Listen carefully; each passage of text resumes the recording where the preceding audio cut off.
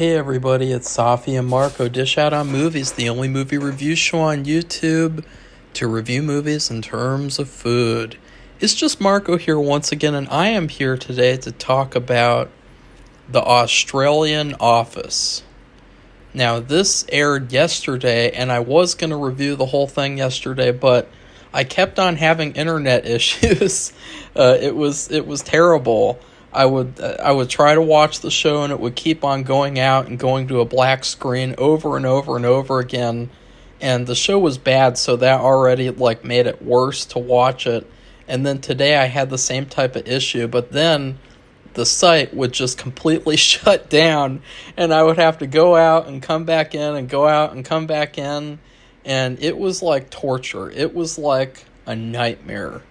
It was watching this season of this Office, I wanted to give it a chance, and I gave it the fairest chance possible because, I would love to see new Office episodes. I would love to see a new Office type of show that's funny, relatable, has fun, unique, real characters, has a boss who is very weird but very fun and charismatic and, a great character, but wow. Oh, wow. Oh. Look, I want to be nice, because I don't want to just immediately jump on a hate wagon and be like, look, I knew that the show was going to be bad, because, the trailer looked terrible. The trailer did not do this show any favors. But then you get to the actual show, and wow. Oh my god. It is that's why the picture on this video is Andy Dufresne from Shawshank crawling through the tunnels of shit, because that's what watching this show was like. It was like being Andy Dufresne at Shawshank, trying to get out, escape, and crawling through. It's like, I had to, or no, how did he say it? He had to crawl through miles and miles of shit, and this is not a Morgan Freeman accent, and it was the length of 2 football stadiums. That's what watching the show was like. It was like hell. It was just hell. It was torture. The real horror of October, because we've hardly done any horror movies at all. I feel bad. I'll try to do some more horror movies now, but wow, this show was the real horror of October. This show, and then the Trump movie was also a horror movie, and it just, ugh. I'm gonna have PTSD from watching this show. I'm gonna have Vietnam flashbacks to watching The Australian Office, because it was that bad at some points. Now, I will say, it is not the worst thing in the world. It is not as bad as Better Call Saul Season 6. It's not as bad as Goosebumps Season 1 from last year. But it's down there. It is down near the very bottom of all the TV shows I've ever seen. There are so many things wrong with it. I feel that I could write an essay on every single episode in detail, telling the writers and people who made it why it was bad. There's so many parts in it where I was just scratching my head. It's painful. It's really, really painful. Not because I'm a jerk and I'm full of myself and I think I'm such a better writer, but just when you do write and when you are a creative person and you see these bad things that are so terribly written and just all these mistakes, you just feel wow, I don't understand how they made these errors and how they just completely missed the mark on this show, because what the show really felt like, it felt like it wasn't even real. It felt like it was something that was just generated by AI, or it was just it felt like the people who made this show were in slavery and they were forced to make this show. This is the product of Australian slavery at this point. Whoosh, whoosh, You gotta make a new Office reboot. Whoosh, whoosh, get to work. You know, that's what this show felt like. It just felt like everyone was miserable. Nobody wanted to be there. It felt like a project that was created out of fear, out of just complete misery. I mean, this was a miserable, miserable show full of miserable, miserable people. It was the opposite of fun. It was the opposite of art. It was the opposite of anything Office related. It was just the worst. It was so bad, some of these episodes. I mean, there were some things that I liked, and we're going to go through it because I watched the whole season, and I have all the episodes graded, and I'm just... after watching this season, because I feel like even myself watching the show, I felt like I was a slave. I felt like I had chains around my ankles, and the chains were tied up to the computer where I was watching the show, and I could not leave the computer until I finished watching it. It felt like and I've had root canal appointments that were better than this show. I've had this show was it was so bad. So anyways, I have some notes here. First off, the opening and the theme song are terrible. They're trying too hard to be like the American Office. It's this opening where you see a montage of these ugly ass landscapes in Australia. They're so ugly. And it's like, how do you take such a beautiful landscape like Australia, a beautiful place with beautiful people, with beautiful accents and beautiful food and beautiful beaches and beautiful everything. How do you take that beautiful place and make it look so ugly and disgusting? I mean, this montage, this opening sequence looked like when you go into a gas station bathroom and you go into the toilets, it already smells like shit. And then you see there's shit all over the toilets and nobody did any, it's like, what the hell? What do I do in here? I gotta suffer through this now. This show was like a gas station bathroom experience. That's what this show was like. This opening, the theme song was just, oh God, I don't understand these people who made the show. You didn't take any of the right lessons from the American Office. You didn't take any of those lessons of just look at the Office's opening in the American show. It was a beautiful, beautiful opening, beautiful landscapes. I mean, it really gives you that early 2000s feel. It has this kind of cold feeling, but really pretty and vibrant with just real cool landscapes, historic buildings, and just really nice. Just a nice feeling, almost like a comforting feeling. And the theme song, too, it has sort of an Italian feel to it. I don't know why, but that whole intro is like a comforting theme song. Comforting intro. And now, look at this show, the Australian version. The theme song, the opening, is like you're going into the gas station bathroom. You don't want to look anyone in the eyes. You see a girl at the urinal, and you're thinking, oh God, it's 2024, isn't it? And it's like, yeah.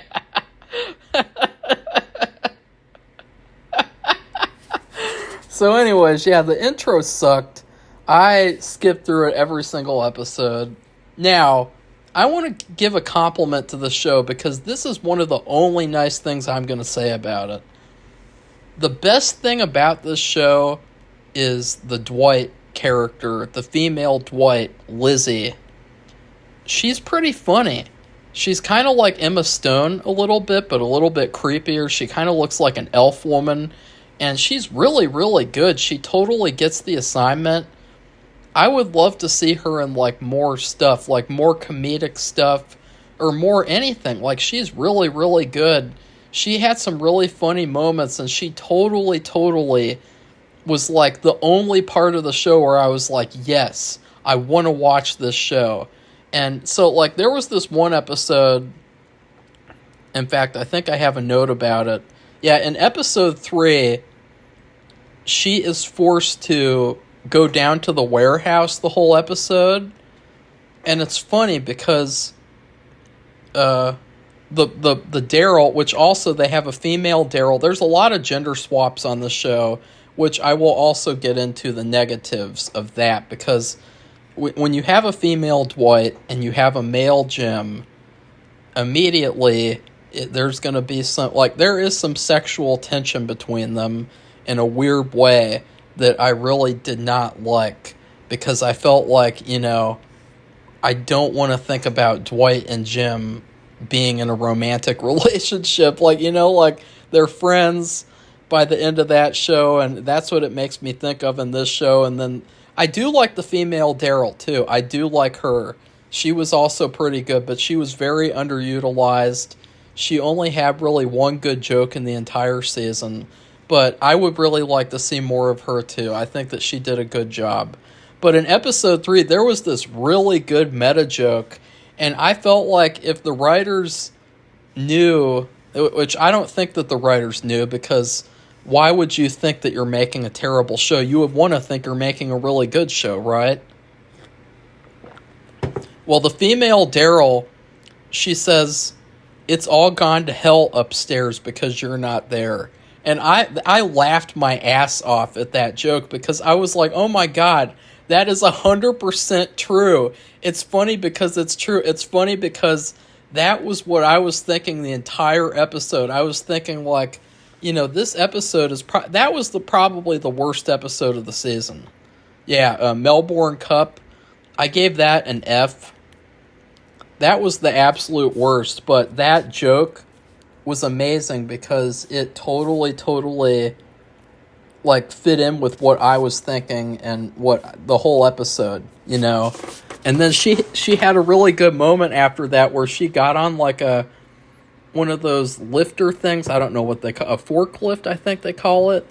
And she just started riding it around the parking lot like in a road rage fantasy trip, whatever. And like I was like, oh my God, this character is a perfect female Dwight. She's perfect. She's great. She's really good. I mean, she was the only reason I kept watching the show. If she wasn't in the show, I would have turned it off. So we'll talk about her more later on. Now, let's get to the main character, Hannah Howard.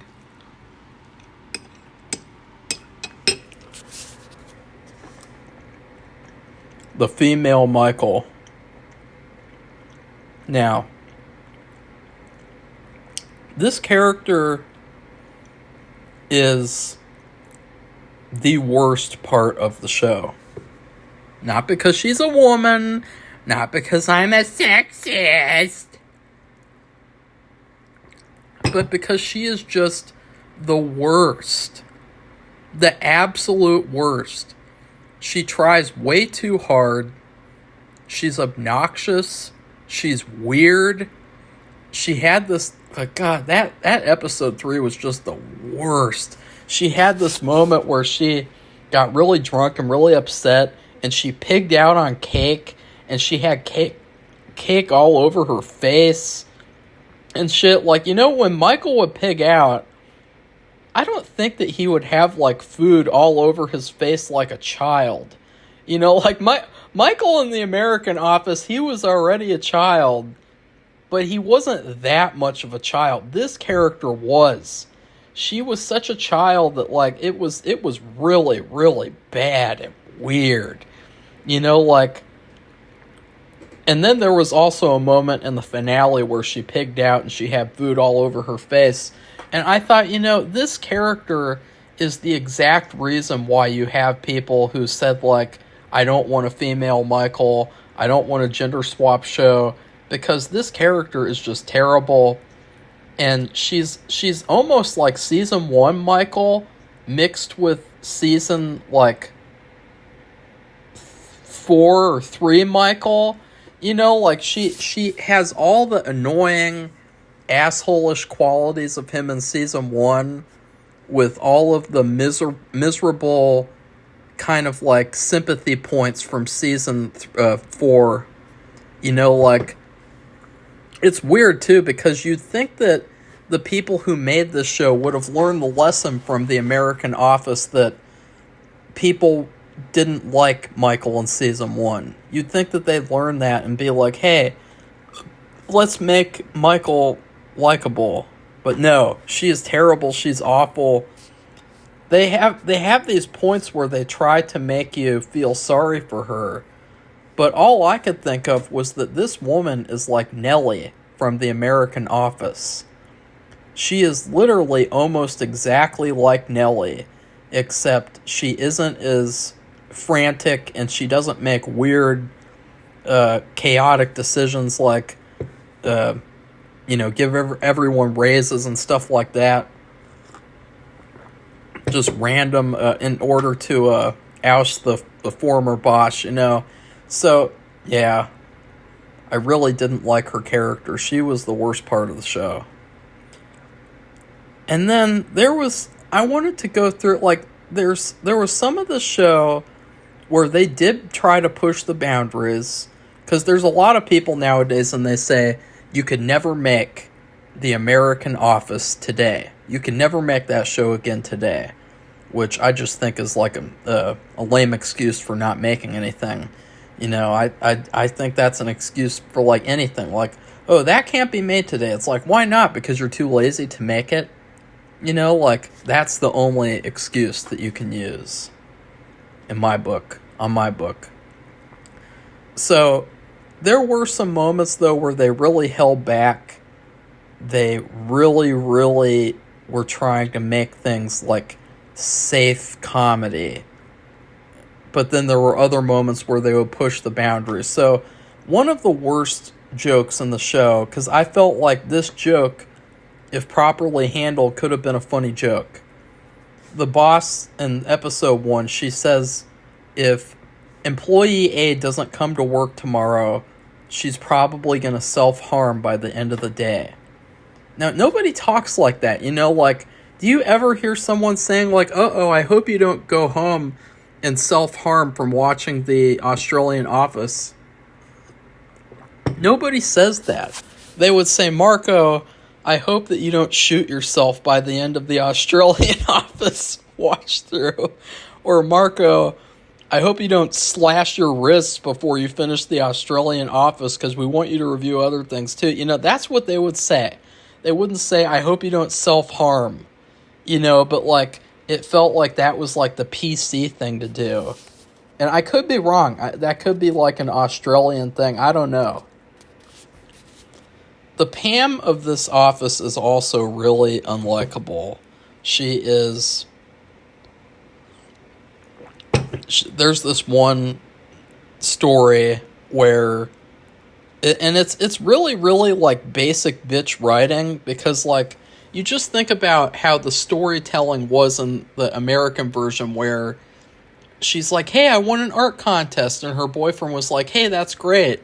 And then she was like, hey, I might be able to get into art school, and then he forces her to not do it, and, like, those stories play out over the course of episodes. But on this show, it's all done in just one episode where she says, like, I want to do a bunch of things. I want to go on an adventure. I want to have a threesome.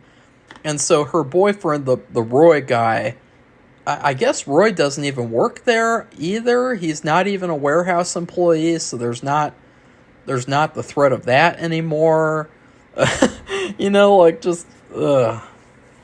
But so that whole episode, it's all about how the boyfriend wants to do a threesome, which, to be fair, that would be what Roy would do on The American Office, but it was so weird. Like, that story was so weird. Just, ugh. God, this show. Ugh.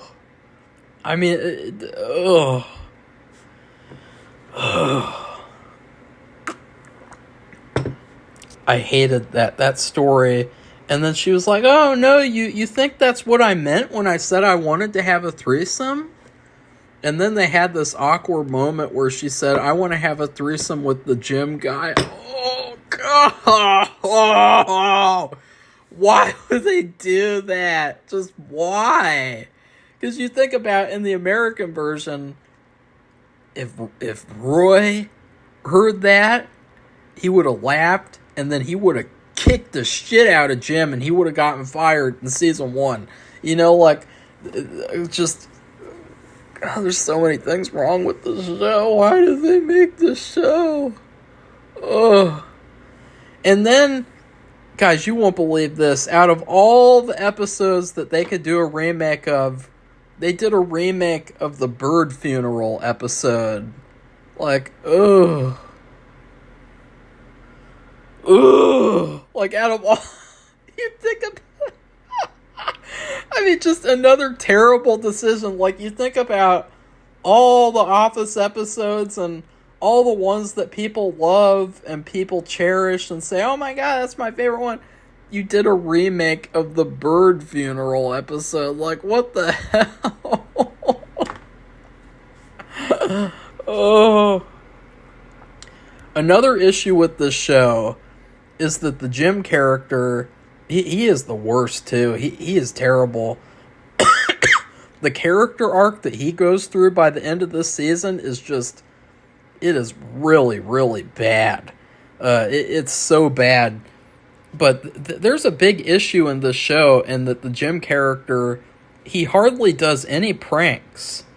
And they're really not that creative. They're very simple. They're very, like, straightforward. Like, I think that the writers of the show, they need to push the boundaries more.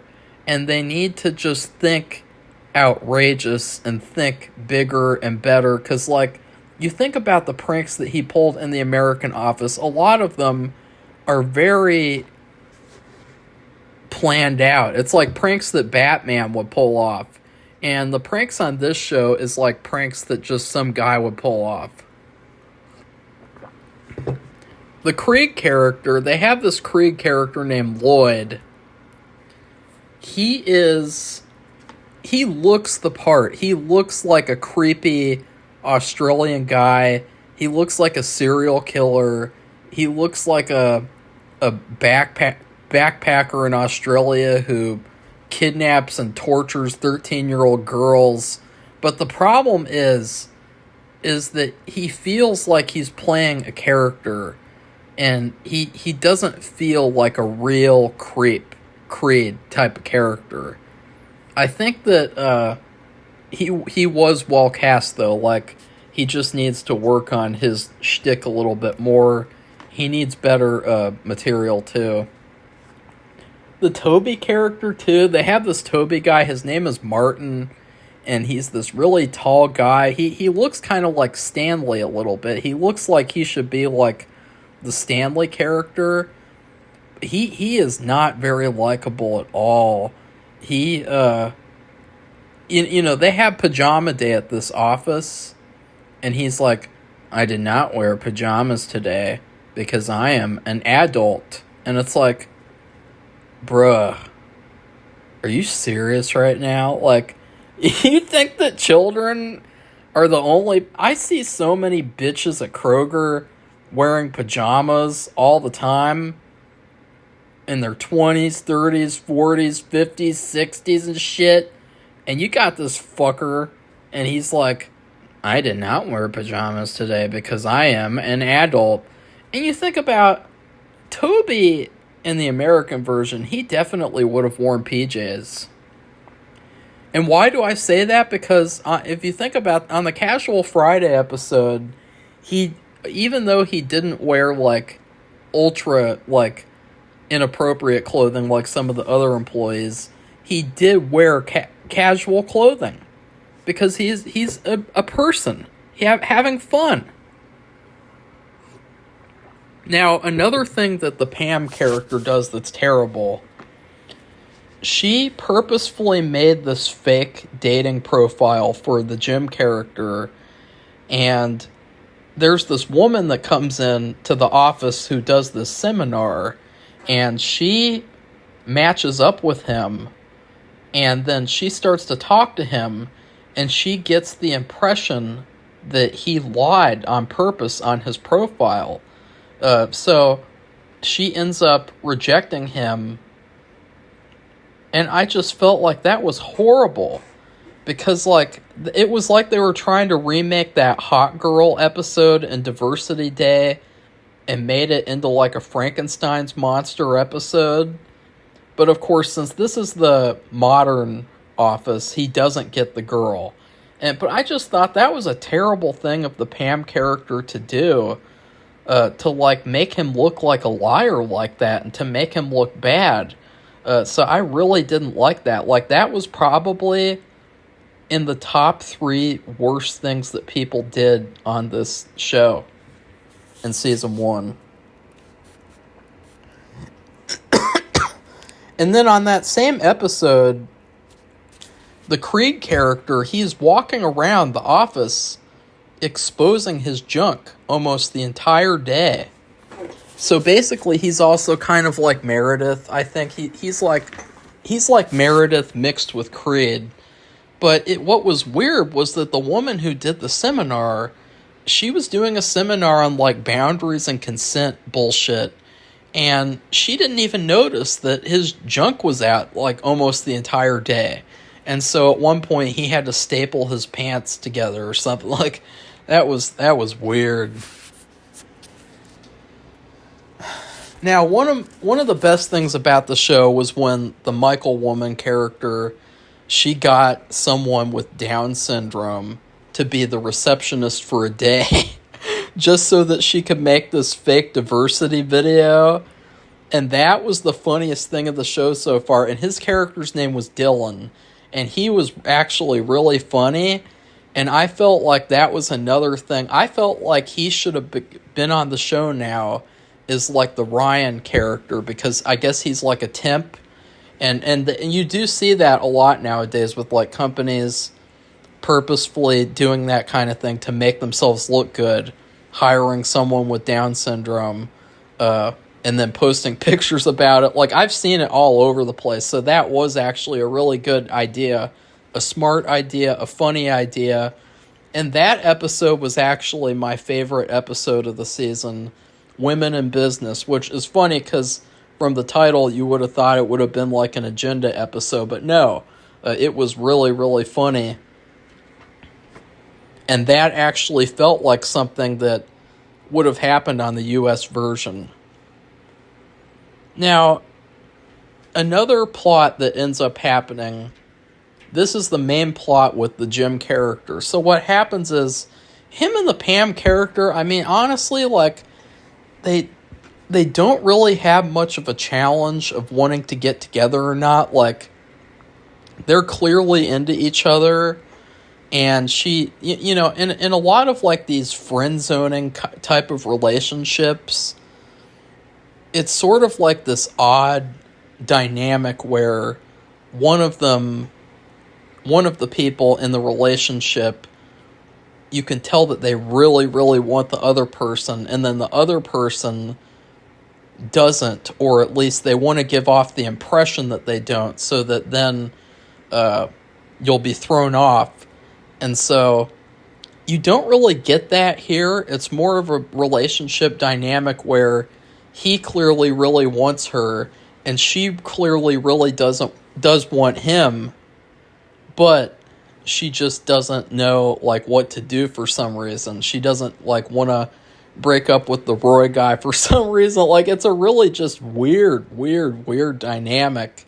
You know, like there were so many cringe moments, too. Like, there was this one moment in the finale where... And keep in mind, this was, like, kind of like remaking the casino night moment, too. Like, okay, we'll go through the whole thing, because this video, you know, we want to go through the whole thing. To trash it as much as possible, because it was bad. It was really bad. They go to this reptile... exhibit thing for this away day, and I actually thought that was a good idea, because I mean that was something that Dwight would do for sure, because like Dwight is weird and, you know, take everyone to a reptile thing, and it was I actually really liked that whole idea. I didn't think it was very well executed, though. I felt like it was definitely mediocre, but they're at this place and they almost kiss each other. And they're both into it, and they're not drunk either. Like, it's not like a thing of like, I think we're just drunk, you know, like the American Pam. So it was a thing where like they were clearly into each other.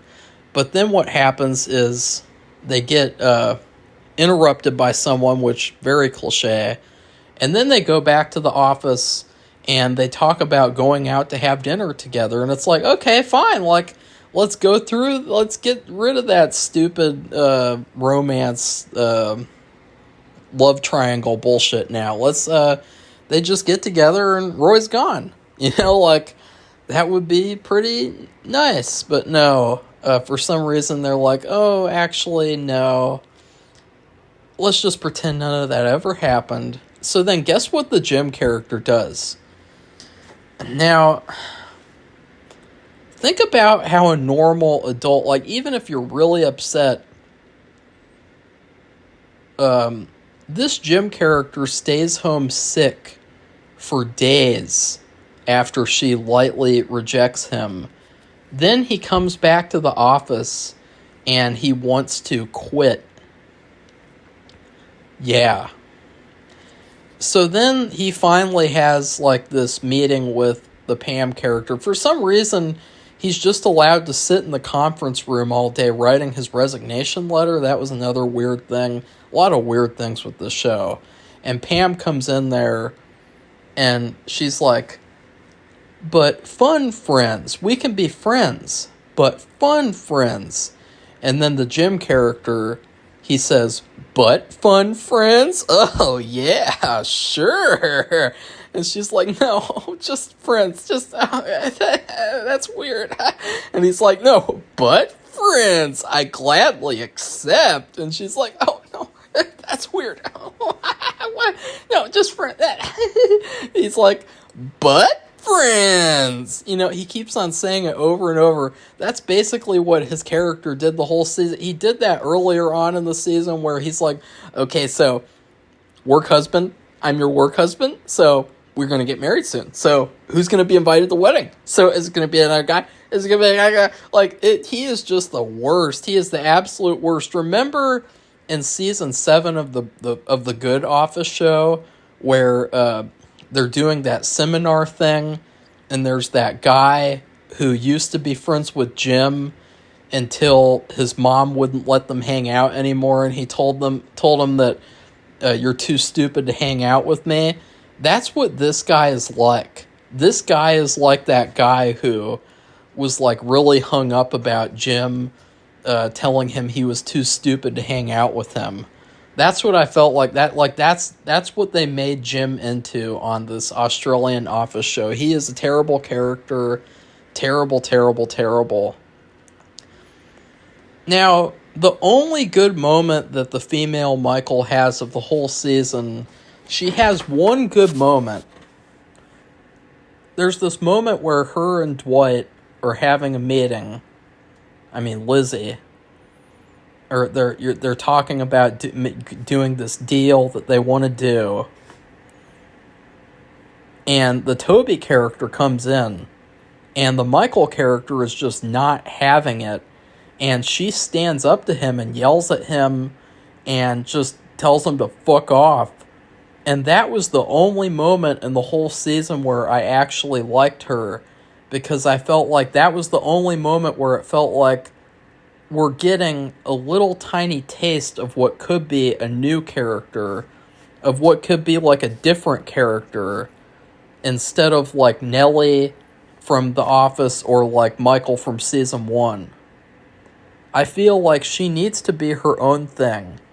She can have, traits that Michael had. She can have stuff like that, but the way that she stood up to Toby, the way that she asserted herself, it felt like such a more interesting character of like someone who, can stand up for herself and is an adult and is like just a different character, like, I don't know, like, I mean, I'm not the writer on the show, so I'm not going to come up with this whole new character, but like, that's what they need to do. They need to do what The Office did in the American version, which is fix their mistakes for season 2. Because honestly, I would not really want to watch a season 2 of this show. I did not enjoy it very much at all. There were some moments I enjoyed. There were some jokes that I laughed at, but I overall really did not have a good experience. And I just, ugh. Especially that Melbourne Cup episode was like a living hell to get through. But I will say, again, I loved Lizzie, the female Dwight. I thought that she was great. So episode 1 was IRL. I give that a C+. Episode 2 was The Wake. That was the remake episode. I give that a C-. That was bad. Melbourne Cup, that's one of the worst episodes I've ever seen. I give that one an F. Tax Dodge, I give that a D-. That was a mediocre nothing episode. Pajama Day, I give a D. Women in Business, I would give a B-. So that's probably like the best grade that I've given the whole show. Away Day, I would give a C. And the Sales Report, I would give a C+. In terms of a food review, this show is like when you're eating Cheerios, which I never eat Cheerios. I eat Honey Nut Cheerios. This is like if you get regular Cheerios and you've already eaten all of them and you drink the Cheerios milk.